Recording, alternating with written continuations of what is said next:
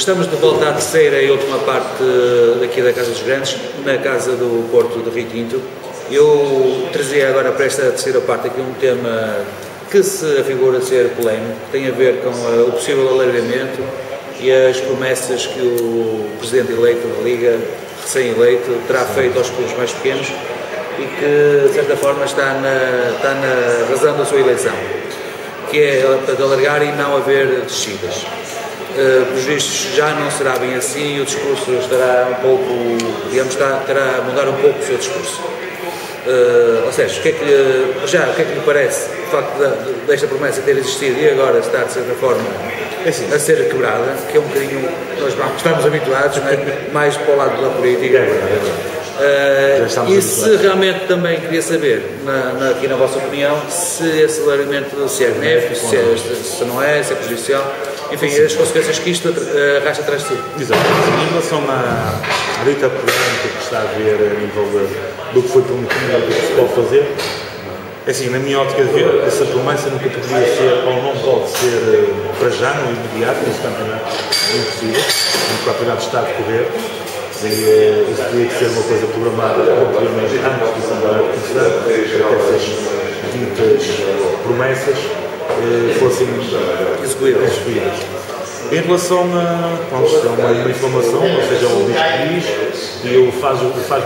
O Presidente do Gil Vicente afirmou que está a ver o seu poleiro mal apadrinhado e poderá descer o que é aquilo que ele não quer. Começam a querer cobrar. Exatamente. Mas acha que essa promessa terá existido mesmo? Assim, eu não posso dizer que tenha existido, mas se eles querem dizer que sim, eu sou da coisa contrária.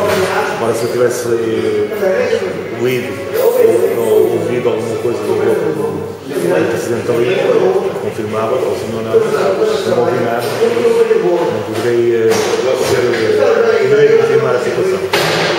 Em relação ao alargamento da Liga, o benefício que se poderá trazer à Liga, eu não vejo, porque na altura quando foi feita a evolução, falou-se de mais competitividade entre as equipas.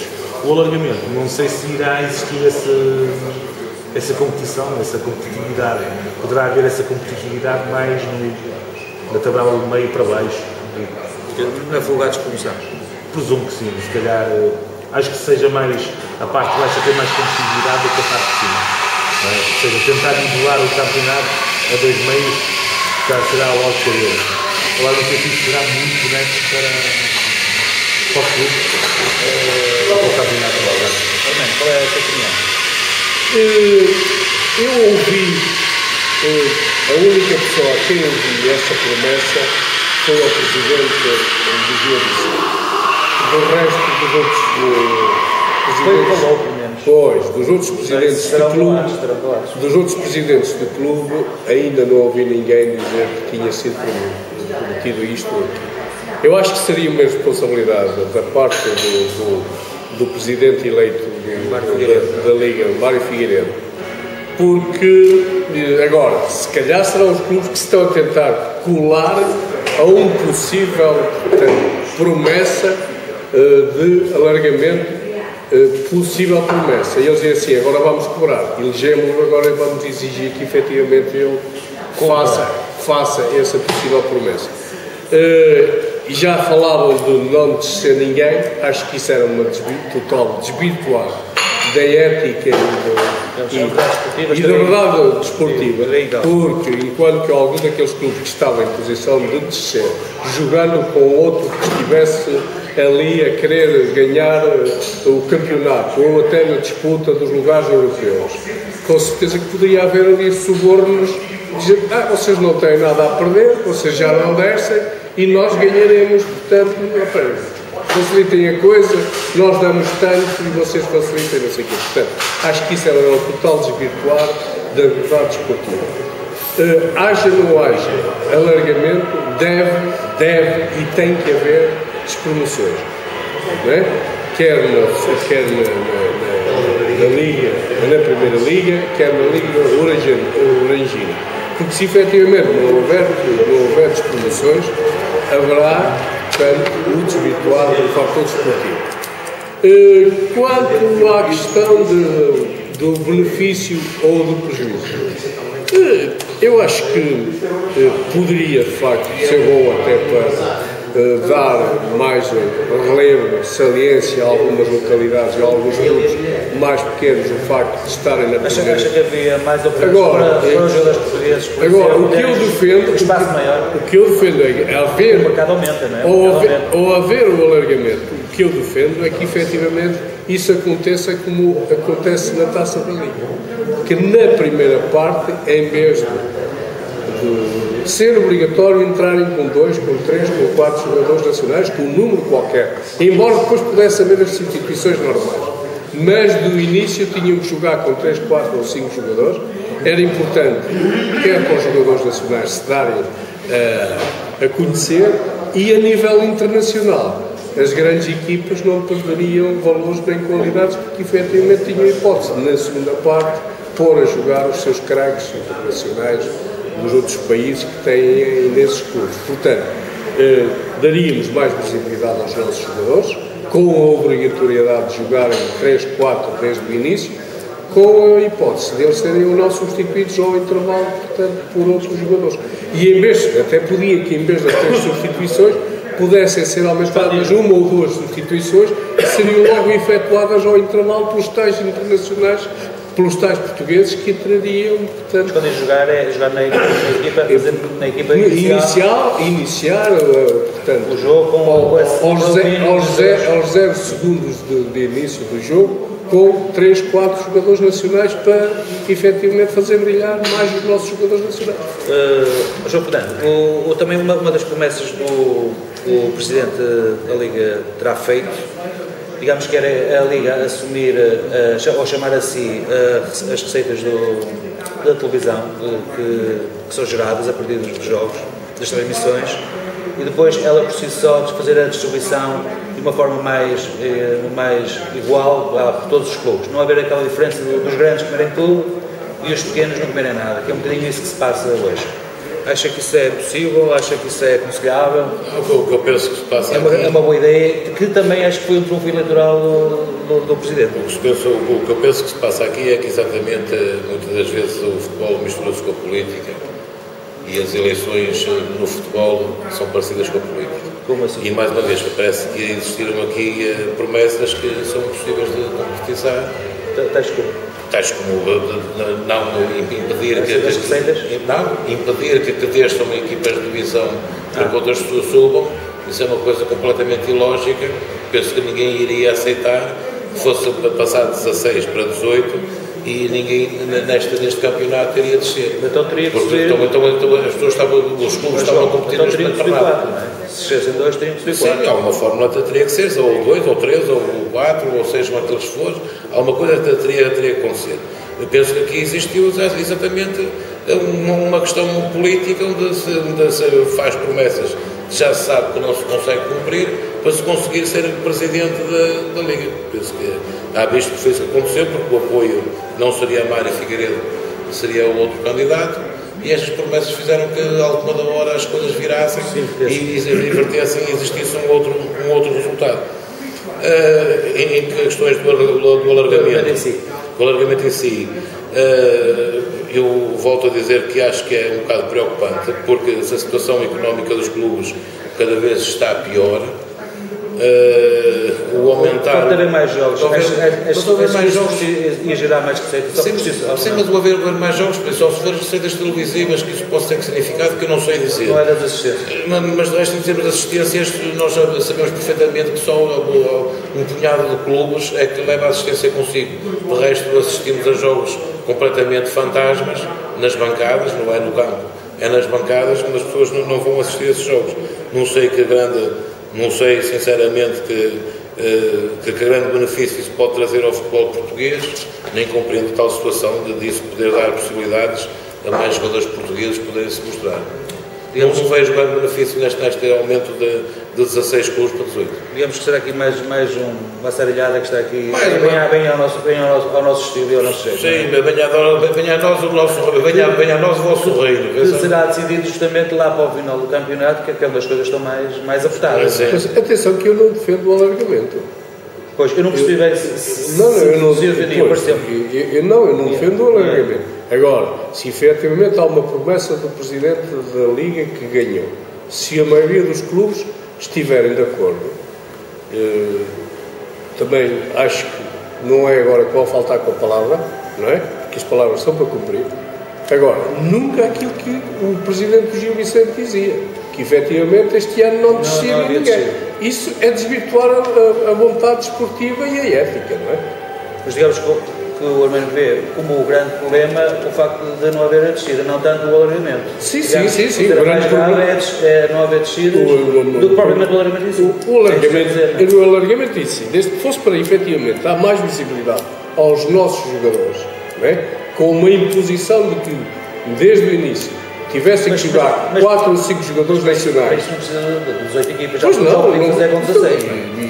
Claramente. E como é que os clubes se vão sustentar? Que é outra pergunta. Como é que eles vão sustentar? Como é que eles aguentam uma primeira divisão com tudo que se envolve em termos de despesas para pequenos clubes? Como é que eles vão conseguir?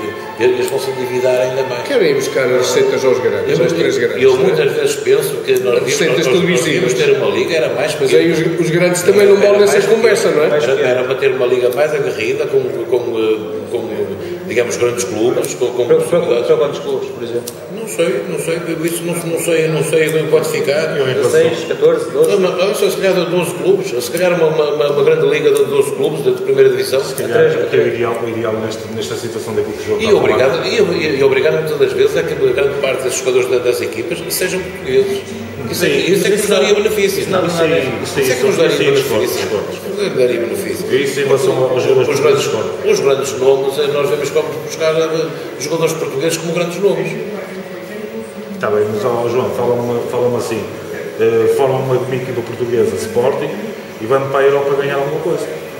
Mas porquê? Isso mesmo, se dá lá a hipótese deles de ser obrigatório, só na primeira parte. Nós temos uma seleção portuguesa que faz grandes resultados. Agora, se fizesse assim, tendo as possibilidades que tem, temos uma seleção de equipa de jogadores portugueses. Os jogadores portugueses todos no estrangeiro.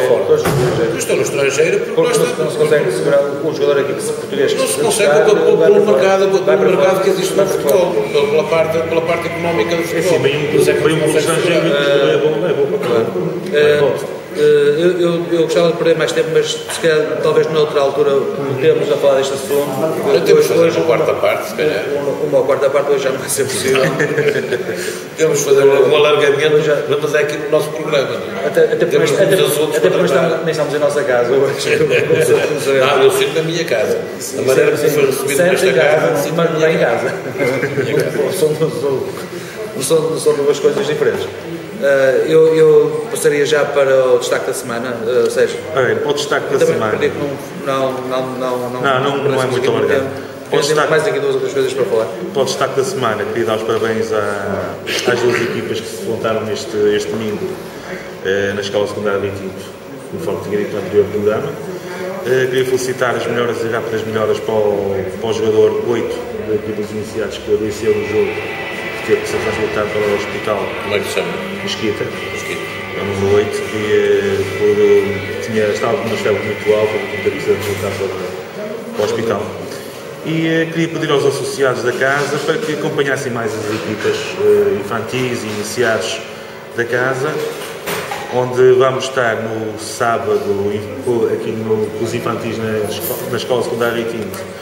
Vamos jogar contra o Vila Caís e vamos ao Marcos jogar contra o Magrelos às 5h30 da tarde com os iniciados. Por isso, se puderem acompanhar, força que as equipas precisam de sócios e que os apoiem para não sermos tão maltratados como fomos este fim de semana na Escola Secundária Itinto, mas isso estão a desfer ideias. Maltratados porquê? Maltratados a nível de arbitragem. É de arbitragem. Mas passa isso aqui exatamente. Nesse aspecto, isto foi um fim de semana para esquecer. Foi mesmo para esquecer. Já agora, o seu destaque.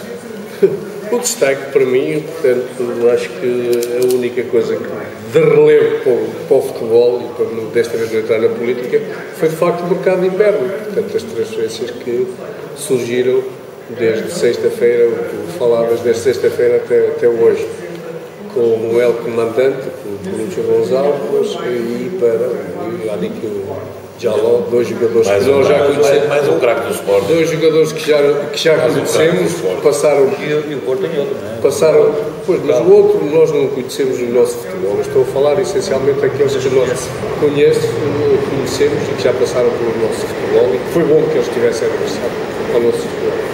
E o do Benfica também, O Ruben Amorim. o Ruben Amorim, Pois, o Braga, está sim, confirmado. sim.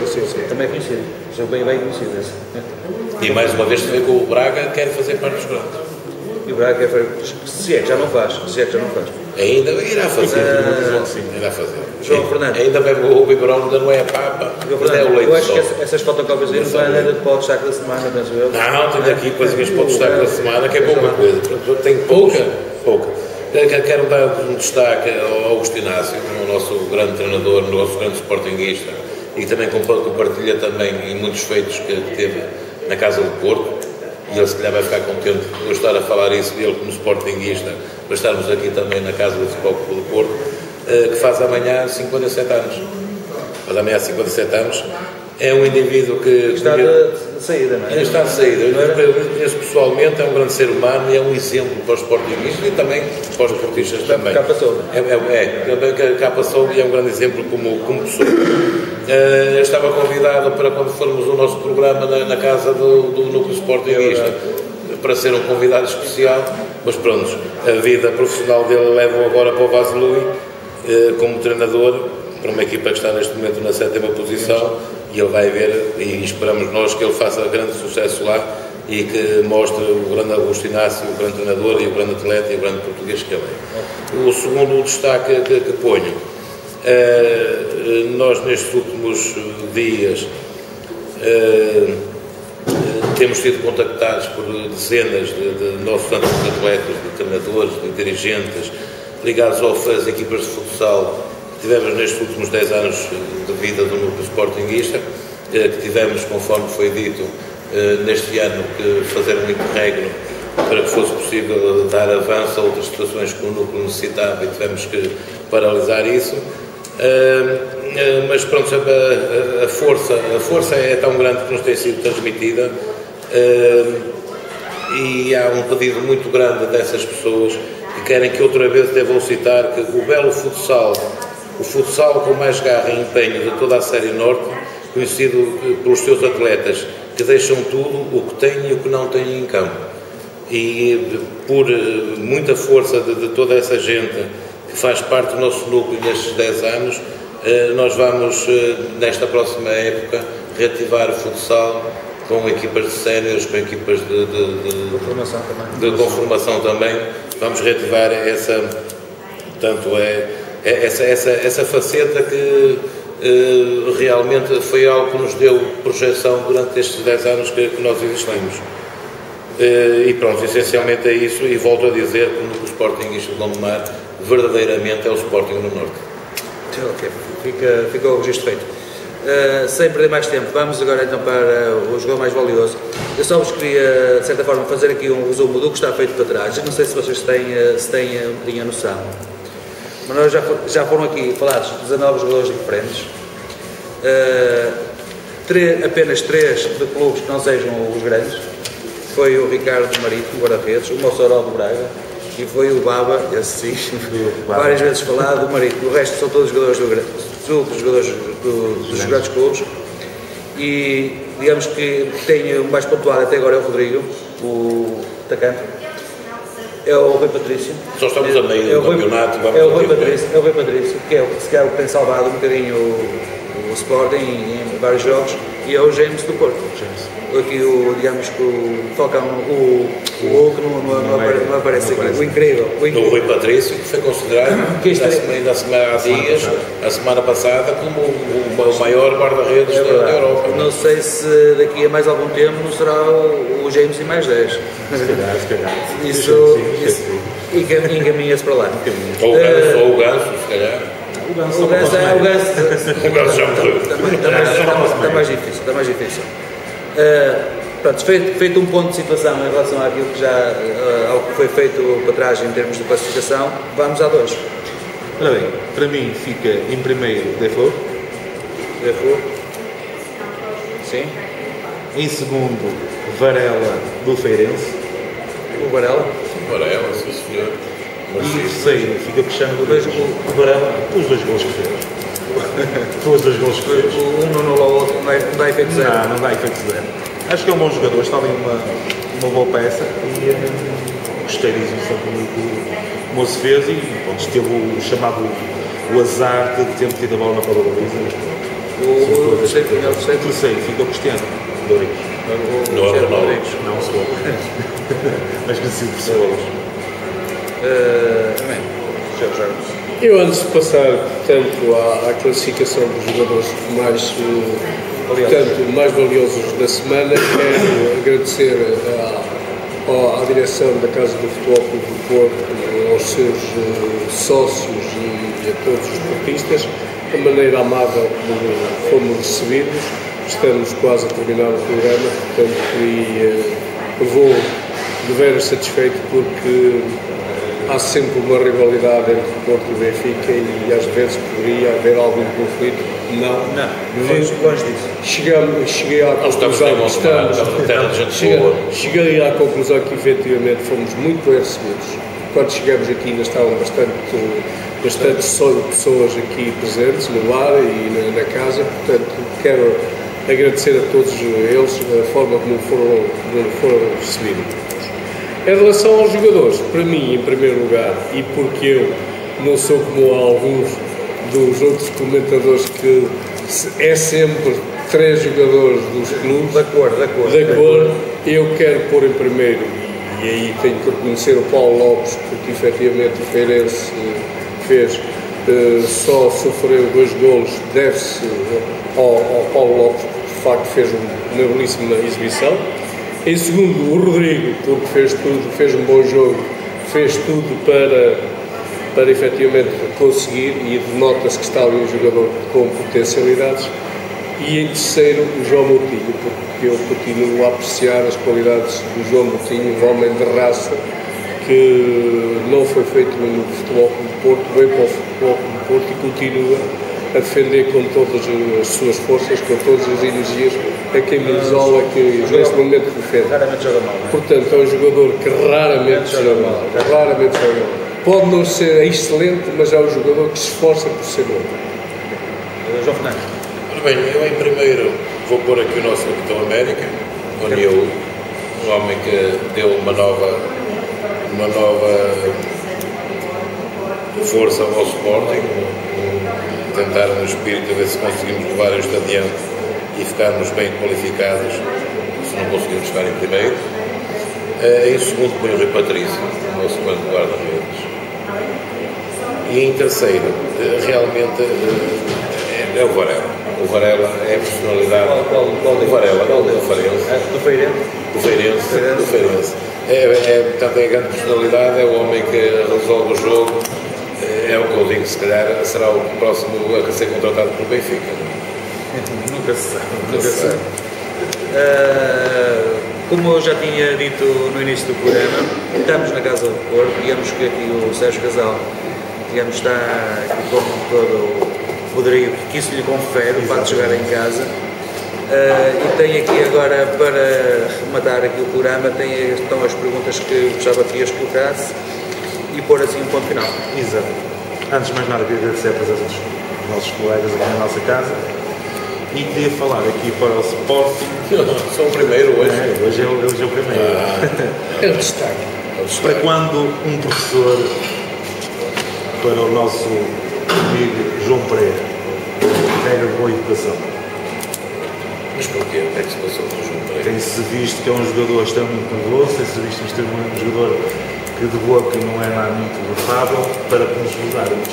O professor lá para o ajudar a corrigir. Normalmente os jogadores de futebol não precisam de boca, porque precisam de pernas e precisam de cabeça e precisam de agilidade. Eu costumo-se muitas vezes dizer que o cérebro mais descansado que há é de um jogador de futebol. Não é isso que se tem visto. É de um jogador de futebol mais descansado que há. Há pessoas que são mais efusivas e pessoas que tomam às vezes atitudes irrefletidas, como foi o caso, por exemplo, do nosso Coginó, um belíssimo jogador, um belíssimo atleta, onde acaba por meter o pé na poça e de forma irremediável e tem que sair. Mas a educação cabe em toda a gente, cabe em toda a gente, é necessária. Se calhar no futebol ainda ninguém pensou nisso. Nem pôr um professor que desse. Mas isso tinha que ser um indivíduo que lhe desse bons conselhos. Nós tentamos dar, ele não nos aceitou e depois teve que ir embora. Mas a força do futebol lá está, aquele momento, a emoção leva a situações. O jogador tem que ter cabeça. Tem que ter cabeça. Tem para marcar golos. Não, tem que ter cabeça para marcar golos. Não, vou pensar também. Um jogador que tem boa cabeça, isso é para gerir depois a sua carreira profissional, aqui por ser boa cabeça, são depois de estar completamente ligado como é que chama, o indivíduo que gera o jogador, um empresário, está completamente ligado a ele e não tem cabeça para pensar. Mas também não foi feito para pensar. Aqui para o Arménio não é bem uma provocação, é mais uma afirmação do treinador do Benfica que eu gostaria de ver comentada aqui para o nosso caro colega. É com esta vitória, isto depois de ter terminado o jogo do Feirense, que vamos consolidar a nossa posição na frente. Eu percebi. Vamos abstrair do que se tinha passado até ali. Depois do resultado feito, foi aquele jogo que nos consolidou o primeiro lugar. Mas vocês já estavam em primeiro. Estávamos em primeiro a 2 pontos, não é? Que um simples empate. Por acaso agora na bola à barragem ainda continuava o Benfica, parece que continua o Benfica em primeiro, não é? Portanto, um simples empate nosso e uma vitória vossa consolidava-vos a vocês já novamente em primeiro. A vitória com os 3 pontos, independentemente do próximo resultado que o Benfica tenha, ficará sempre em primeiro lugar. Estamos a referir o jogo do Benfica-Feirense. Sim, Benfica. Feirense-Benfica. Sim. E o Futebol do Porto só jogou no domingo. Ok? O jogo foi no sábado. E o seu treinador diz: com esta vitória vamos consolidar a nossa frente. Ficaríamos sempre na frente. Vocês já estavam na frente. Mas ficaríamos consolidados. Independentemente do resultado do Porto, nós ficaríamos sempre na frente. Mas era só isso. Acho que não é nível do... Já falamos disso várias vezes. Há muito campeonato pela frente e quem disser que está decidido não está a dizer com convicção nem com certeza, porque há muito campeonato pela frente. Chegamos ao final. Isto podia haver uma quarta parte, mas não há. Só queria também, em nome da... Temos que pedir aos nossos telespectadores, são espectadores que pensam isso, não? Que haja uma quarta parte, vamos ouvir mais um bocadinho. Para já não está previsto ainda. Eu também só queria fazer também aqui alguns agradecimentos que se impõem, que se façam, em nome da TV do Viquinto. Em primeiro lugar, aqui ao Sérgio Casal, nós agradecemos, e em seu nome à Casa do Porto, que realmente também corroboro que fomos bem recebidos. Agradecer a vossa presença mais uma vez por estarem aqui no nosso programa. Eu é que agradeço. Mas nós também, porque senão também não havia programa. E enquanto assim, telespectador, também agradeço pelo facto de nos estarem a seguir cada vez em maior número. Despeço-nos até a próxima semana no próximo Casa dos Grandes. Então, boa noite.